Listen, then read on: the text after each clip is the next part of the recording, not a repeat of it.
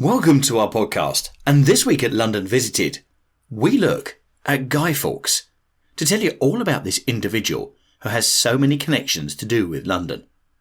If you're from anywhere else apart from the UK, you might be thinking, who's Guy Fawkes? Guy Fawkes is a gentleman that tried to blow up the Houses of Parliament many, many years ago. And I'm going to tell you all about him. My name's Steve, and each week I'm going to bring to you the facts, history and information about different parts or different people connected with this great capital. If you've been to London, are planning on visiting, live here or just love London from afar, then this is the podcast for you. Also, don't forget to visit our YouTube channel London Visited to see so many videos covering so many places across London. And now to this week's podcast.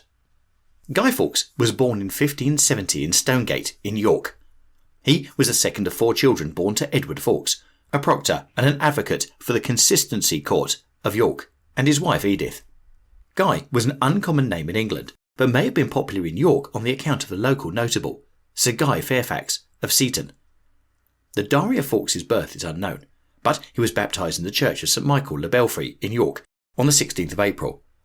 As the customary gap between birth and baptism was 3 days, he was probably born about the 13th of April. In 1568, Edith had given birth to a daughter named Anne, but the child died about 7 weeks in November that year. She had 2 more children after Guy, Anne in 1572 and Elizabeth in 1575. Both were married. In 1579, when Guy was 8 years old, his father died. His mother remarried several years later. Guy Fawkes had been to school at St Peter's School in York.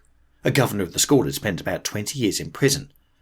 After leaving school, Fawkes entered the service of Anthony Browne, 1st Viscount of Montague.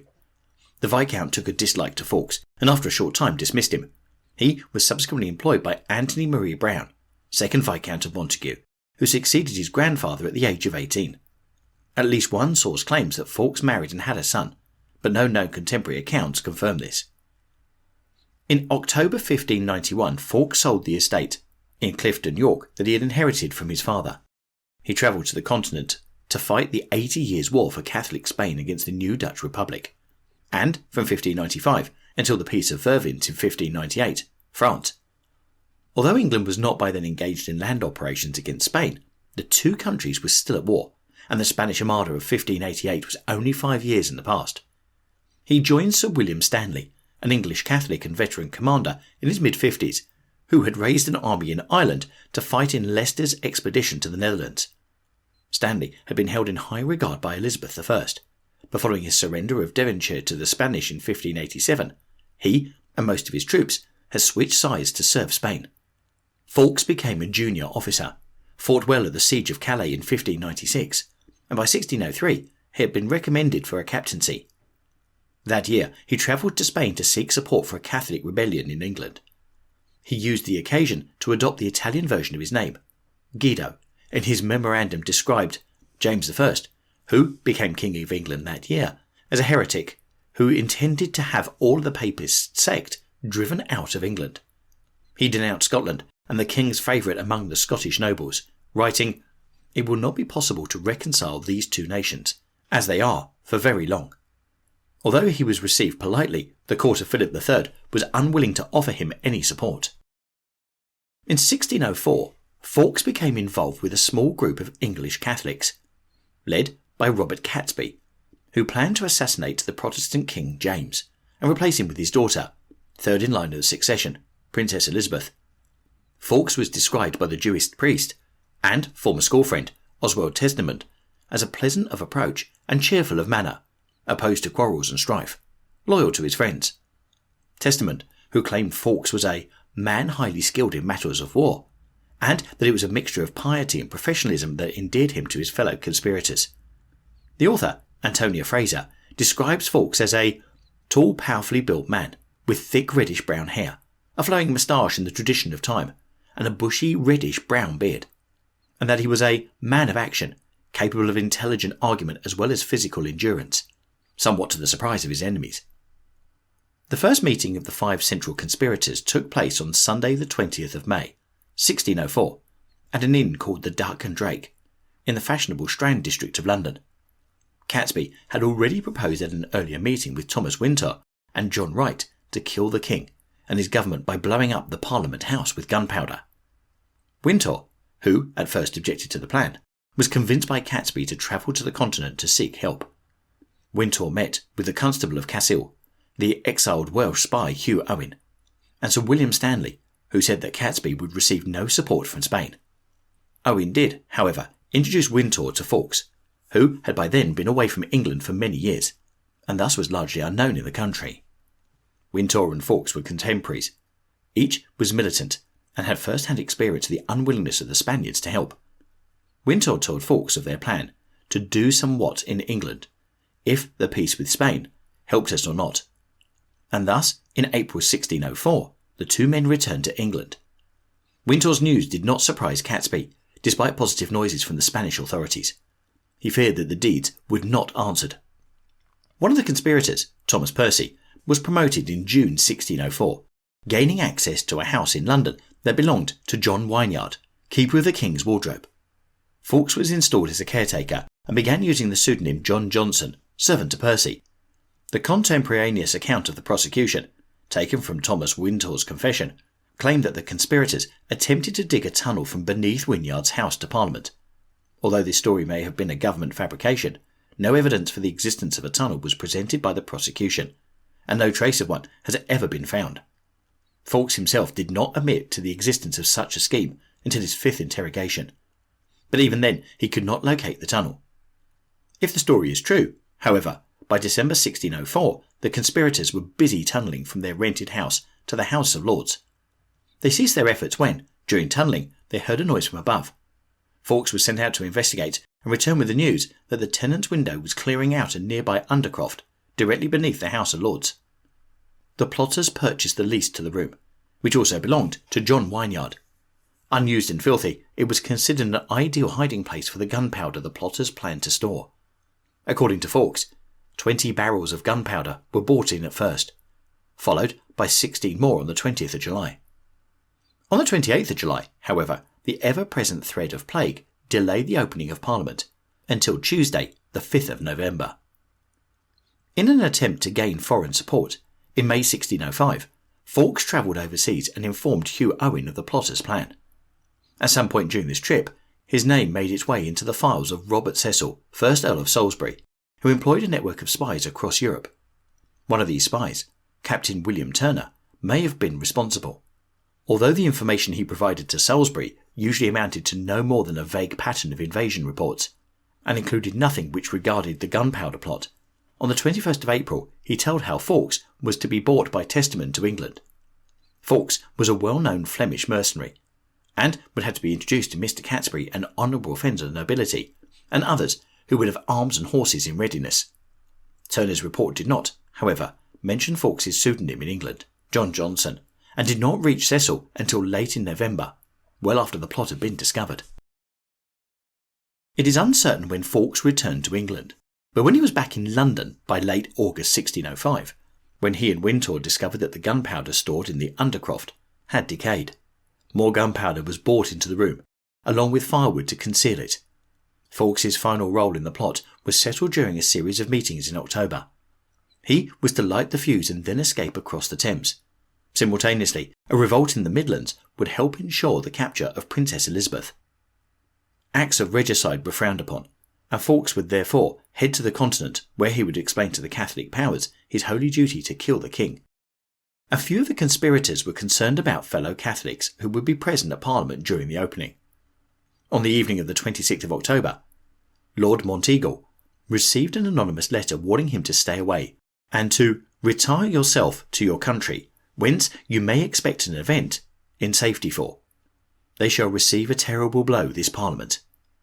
Despite quickly becoming aware of the letter, informed by one of Monteagle's servants, the conspirators resolved to continue with their plans, as it appeared that it was clearly thought through to be a hoax. Fawkes checked the undercroft on the 30th of October and reported that nothing had been disturbed. Monteagle's suspicions had been aroused, however, and the letter was shown to King James. The King ordered Sir Thomas Kebbit to conduct a search of the cellars underneath Parliament, which he did in the early hours of the 5th of November. Fawkes had taken up his station late on the previous night, armed with a slow match and a watch given to him by Percy, because he should know how the time went away. He was found leaving the cellar shortly after midnight and arrested. Inside, the barrels of gunpowder were discovered, hidden under piles of firewood and coal. Fawkes gave his name as John Johnson and was first interrogated by members of the King's Privy Chamber, where he remained defiant. When asked by one of the lords what he was doing in possession of so much gunpowder, Fawkes answered that his intention was to blow you Scottish beggars back into your native mountains.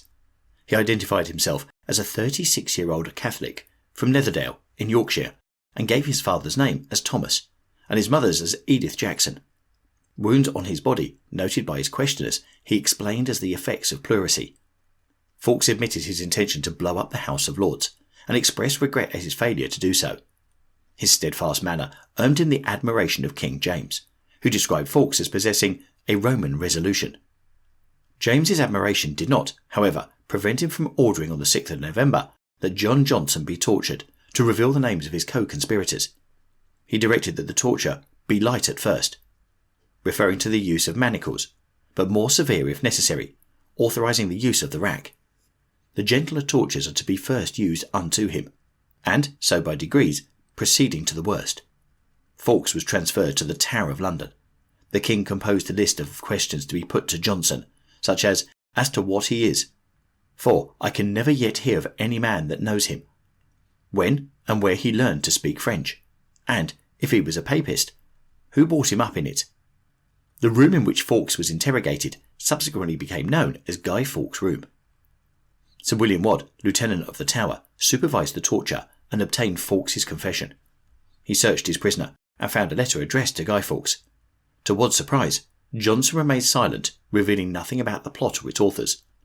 On the night of the 6th of November, he spoke with Wadd, who reported to Salisbury. He, Johnson, told us that since he undertook this action, he did every day pray to God he might perform that, which might be for the advancement of the Catholic faith, and saving his own soul. According to Wadd, Fawkes managed to rest through the night, despite his being warned that he would be interrogated until I had gotten the inward secret of his thoughts and all his complices.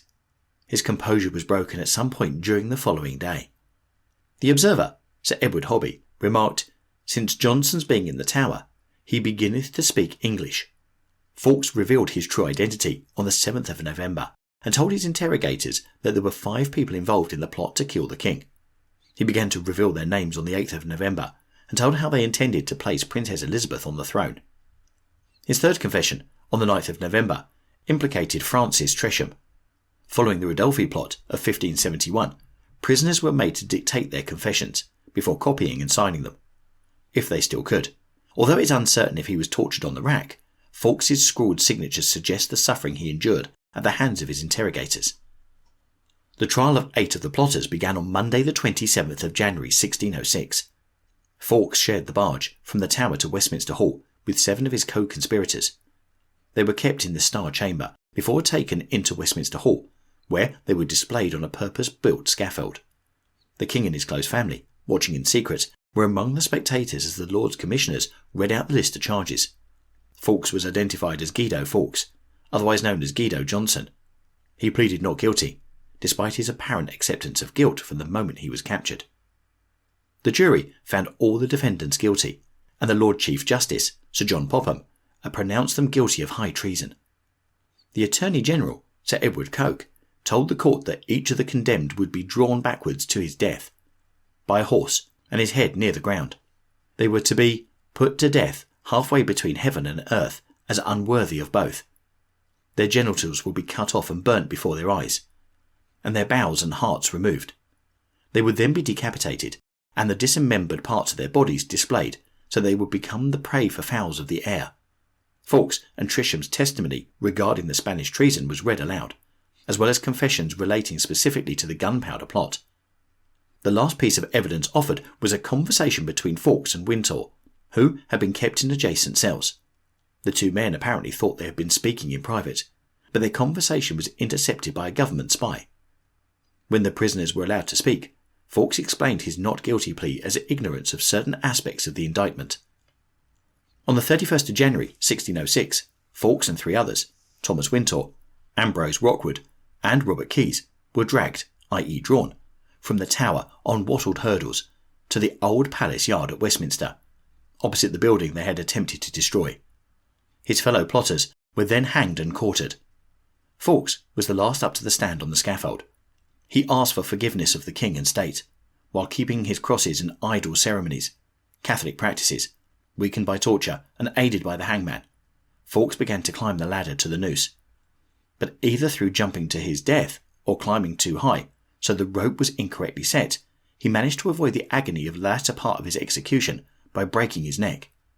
His lifeless body was nevertheless quartered, and, as was the custom, his body parts were then distributed to 4 corners of the kingdom, to be displayed as a warning to other would-be traitors. On the 5th of November 1605, Londoners were encouraged to celebrate the king's escape from assassination by lighting bonfires, provided that this testimony of joy be careful done without any danger or disorder. An Act of Parliament designated each 5th of November as a day of thanksgiving for the joyful day of deliverance, and remained in force until 1859. Fawkes was one of 13 conspirators, but he is the individual most associated with the plot. In Britain, the 5th of November has variously been called Guy Fawkes Night, Guy Fawkes Day, Plot Night, Bonfire Night, which can be traced directly back to the original celebration of the 5th of November 1605. Bonfires were accompanied by fireworks from the 1650s onwards, and it became the custom after 1673 to burn an effigy, usually of the Pope, when heir presumptive James, Duke of York, converted to Catholicism. Effigies of other notable figures have found their way onto bonfires, such as Paul Kruger and Margaret Thatcher, although most modern effigies are of Fawkes.